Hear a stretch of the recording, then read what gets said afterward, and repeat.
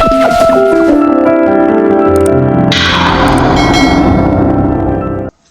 में हम डिस्कस कर रहे थे अपने नरेशन टॉपिक को, और नरेशन टॉपिक में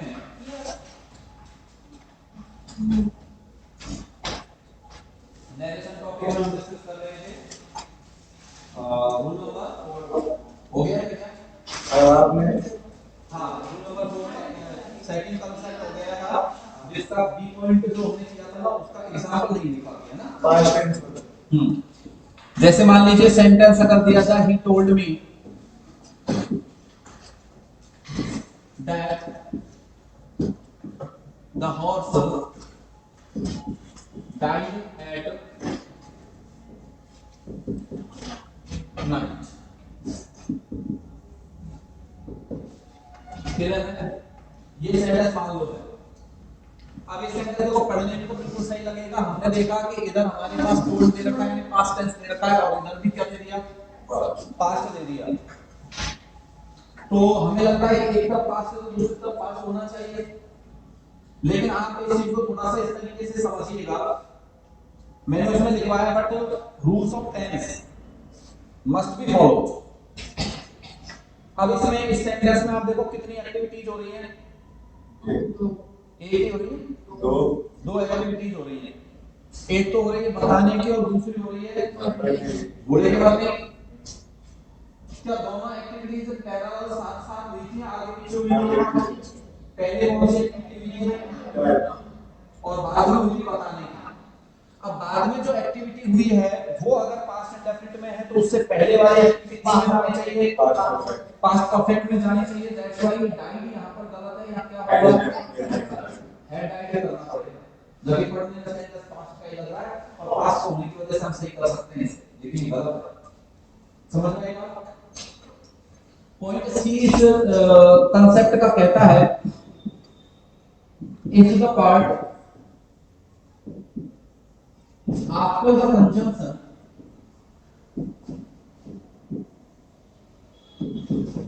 seems to be related to universal truth,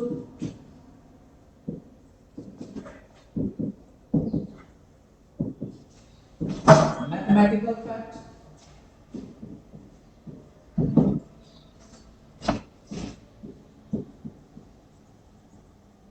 scientific fact,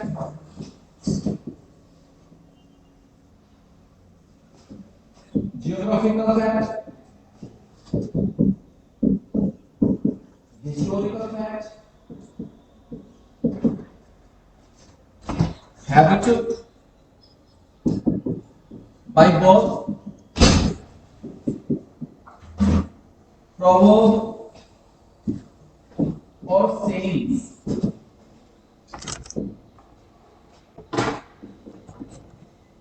past indefinite tense, past indefinite tense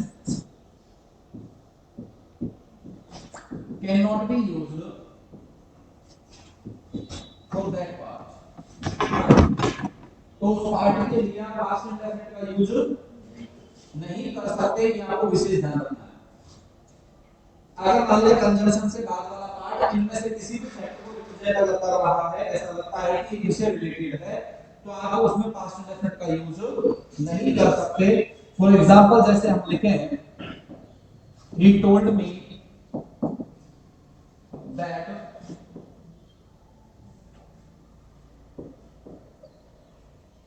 honesty was the best policy। तो हमारा रूल कहता है कि अगर रिपोर्टिंग वो पास्ट में है तो आगे भी कौन सा टेंस आना चाहिए? पास्ट, तो आगे पास्ट है इसलिए आगे तो सही है। लेकिन कंजंक्शन के बाद वाला पार्ट जो है वो हमें लग रहा है is related to a proverb. ये किस कांसेप्ट को बताता है? तो इसके लिए हम पास्ट में यूज नहीं कर सकते, तो वाज नहीं आएगा या क्या आएगा? इज आएगा और सेंटेंस होगा honesty is the best policy. Got it? Then rule number 5, This rule is related to the words used after the conjunction. Used after the conjunction. Conjunction के बाद में जो वर्ड्स आते हैं उनकी बात हम कर रहे हैं. These words are decided according to the tense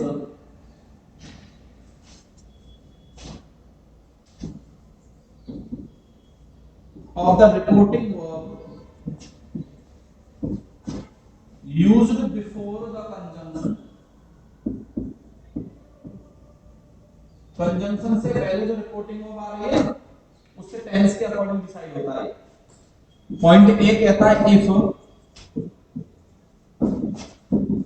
the reporting verb is related to past tense words after the conjunction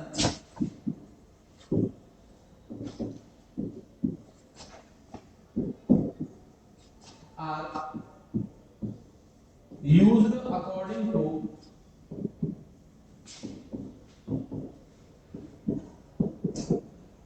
the following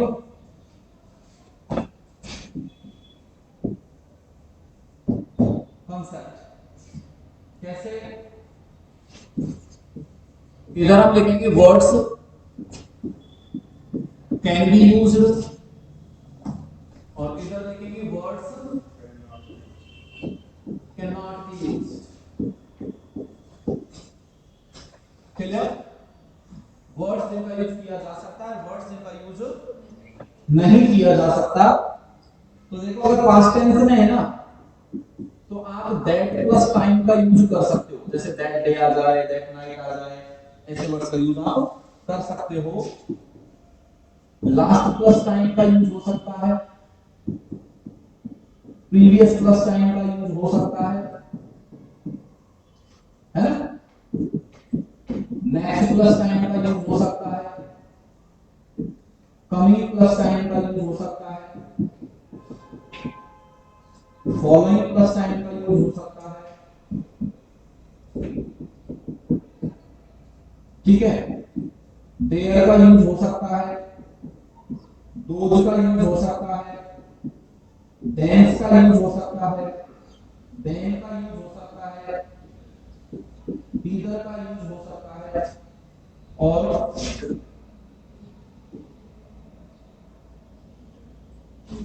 either में दीदर और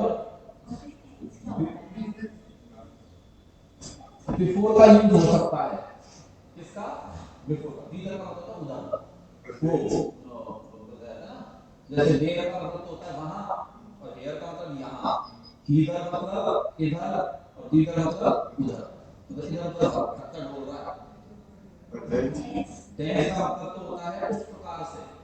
इसका अपोजिट होता है हेंस. जो मैथ्स में पढ़ते होंगे तो हेंस प्रूव वो है उसका पासवर्ड है. Hence prove. तो इन वर्ड्स का तो यूज कर सकता है लेकिन आप टू प्लस टाइम का यूज जैसे टुडे, टुनाइट इनका यूज नहीं होगा. ठीक है? इसी प्रकार से यस्टर प्लस टाइम का यूज नहीं होगा. Like yesterday, yesternight, yesterweek etcetera.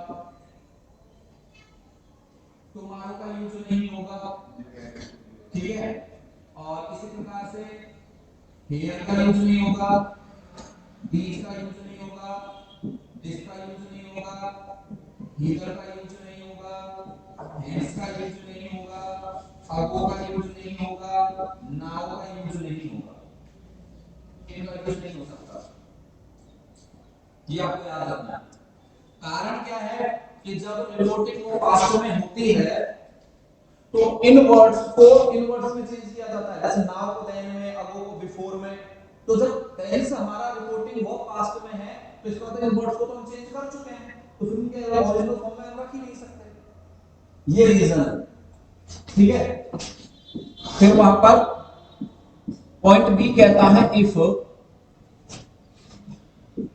The reporting verb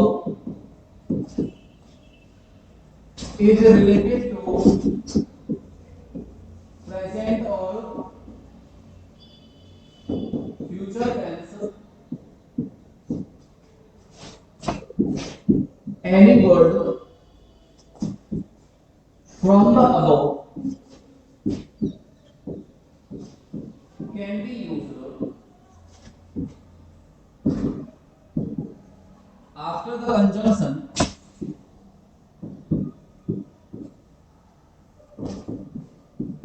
according to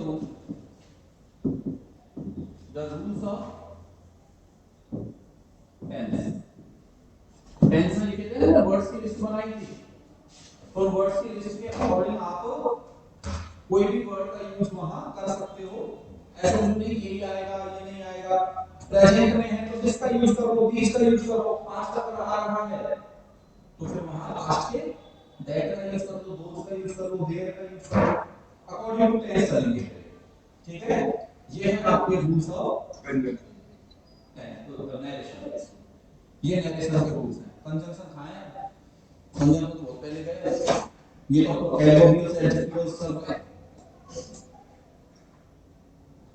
नींद में बोल रहा है वो सही नहीं, नोट कर देखो हटा फोटो खींच लेंगे लिखिए ना सब पूरी आती होगी तो मैं क्या कह रहा हूं, ये नोट करके ना